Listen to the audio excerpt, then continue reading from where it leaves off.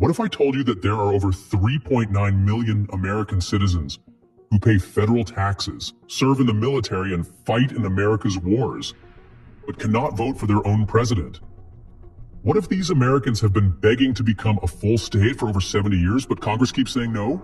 This isn't about some distant foreign territory. This is about Puerto Rico and Washington, D.C., places where millions of Americans live without full representation. Puerto Rico alone has more people than 19 U.S. states, yet it remains stuck as a territory. Washington, D.C. has more residents than Wyoming and Vermont combined, but has no voting senators. Both have voted multiple times for statehood. Both have been denied. The question is simple. Why won't America let them become the 51st state? The current reality. Let's start with Puerto Rico. Since 1898, after the Spanish-American War, Puerto Rico has been an unincorporated territory of the United States. That's a fancy way of saying they're not quite American, but not quite independent either. Puerto Ricans became U.S. citizens in 1917, just in time for World War I. Some say this timing wasn't accidental. America needed more soldiers. Since then, Puerto Ricans have fought in every American war as both conscripts and volunteers. Today, Puerto Rico has 3.2 million people.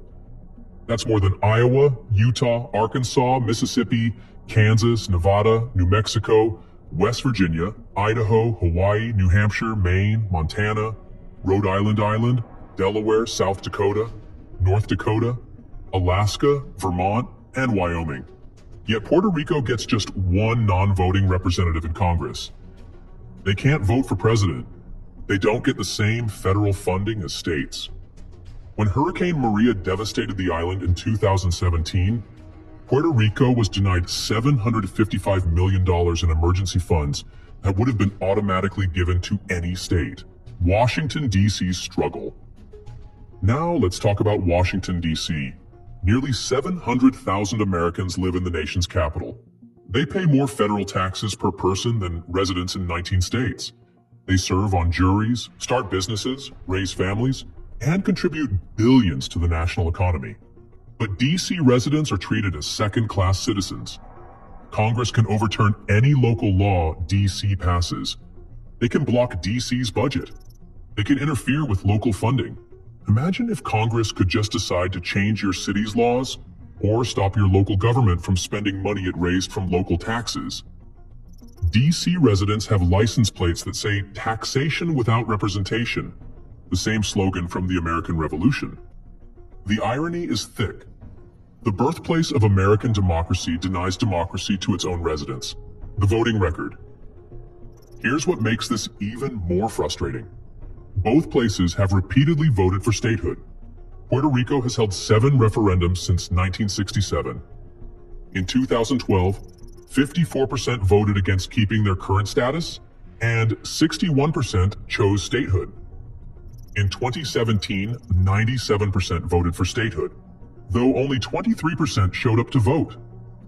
In 2020, 52% voted yes for statehood.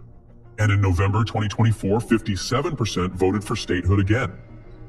D.C. held a referendum in 2016 where 86% of voters supported statehood. That's not even close. It's overwhelming. The House of Representatives has actually passed statehood bills. In 2020, the House voted 232 to 180 to make D.C. a state. In 2021, they passed it again 216 to 208.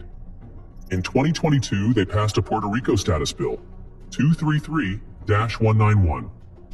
But here's where it gets interesting. Every single time, the bills die in the Senate. The real reasons for opposition. So what's really going on? Let's cut through the political speak and get to the truth. First reason, political power. Adding new states means adding new senators. The Senate currently has 100 members, 2 from each state. Any new state gets 2 more senators, plus additional House representatives. Puerto Rico and D.C. are both heavily Democratic. In 2020, Puerto Rico's voters supported the Democratic gubernatorial candidate. DC is 47% black and has voted Democratic in every presidential election since getting electoral votes in 1961. In fact, DC is so Democratic that it would become the most partisan state in America. Senator Ted Kennedy said it best in 1978. The resistance comes from the fear that senators elected from the District of Columbia may be too liberal, too urban, too black, or too Democratic. Current Senate Republicans hold 53 seats to Democrats' 47. Adding Puerto Rico and DC would likely give Democrats 51 seats, flipping control of the Senate. That's 4 potential new Democratic senators in a chamber where every single vote matters. The constitutional smokescreen. Republicans often claim statehood is unconstitutional, especially for DC. They argue the Constitution requires a federal district, so DC can't become a state. But this argument falls apart under scrutiny. The Constitution sets a maximum size for the federal district, not exceeding 10 miles square, but no minimum. Congress has actually shrunk the district before. In 1846, they returned the Virginia portion of DC back to Virginia.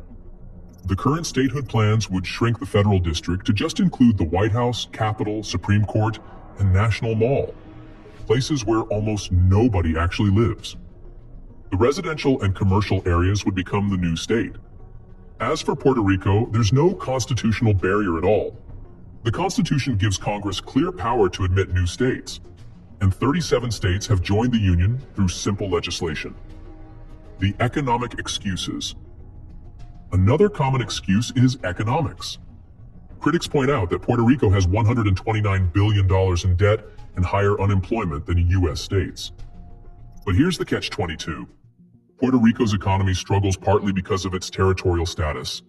As a territory, Puerto Rico gets less federal funding per person than states receive. They're excluded from many federal programs that would boost their economy. If Puerto Rico became a state, they would receive an additional $10 billion per year in federal benefits. They'd get full Social Security and Medicare benefits. They'd be eligible for food stamps during disasters. Their minimum wage would increase. The same critics ignore that states like West Virginia, Mississippi, and Louisiana receive far more federal money than they pay in taxes. Economic need has never stopped statehood before. The deeper issue, race and power. Let's address the elephant in the room. Race and ethnicity play a huge role in this debate. Puerto Rico is predominantly Latino. DC is 47% black. Together, these territories would create states with the highest percentages of black and Latino residents in America. This isn't speculation. In 1901, the Supreme Court ruled in the Insular cases that Puerto Rico was inhabited by alien races, ungovernable by Anglo-Saxon principles. These are the same courts that upheld racial segregation.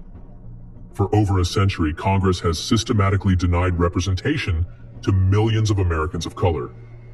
When you look at the history of why this situation exists, it's grounded in racism. The current political reality. Today's political math is simple, but brutal. With the Senate filibuster requiring 60 votes, statehood bills need at least 10 Republican senators to support them. Currently, 0 Republican senators support either DC or Puerto Rico statehood. The 2024 elections made things worse for statehood supporters. Republicans now control 53 Senate seats and have taken back the House of Representatives. Even if every Democrat supported statehood, which they don't all do, the bills can't pass.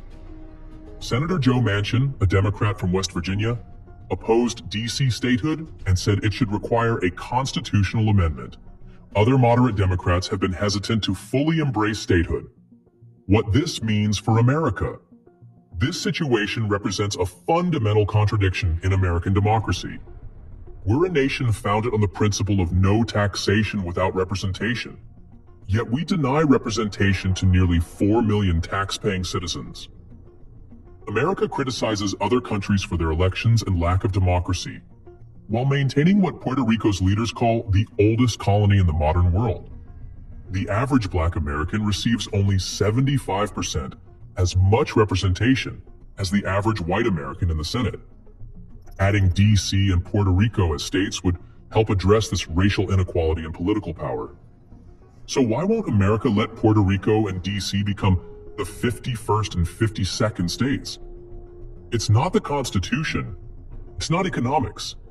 It's not about population size or readiness for statehood. It's about power. It's about maintaining a political system that benefits existing power structures. And yes, it's about race. Over 3.9 million American citizens remain in democratic limbo, not because they don't deserve statehood, but because giving them statehood would change who controls America. The real question isn't whether Puerto Rico and DC deserve to be states. They clearly do. The real question is whether America is willing to live up to its founding principles, or whether political power matters more than democratic representation. What do you think? Should political calculations determine who gets to be American? Let us know in the comments below.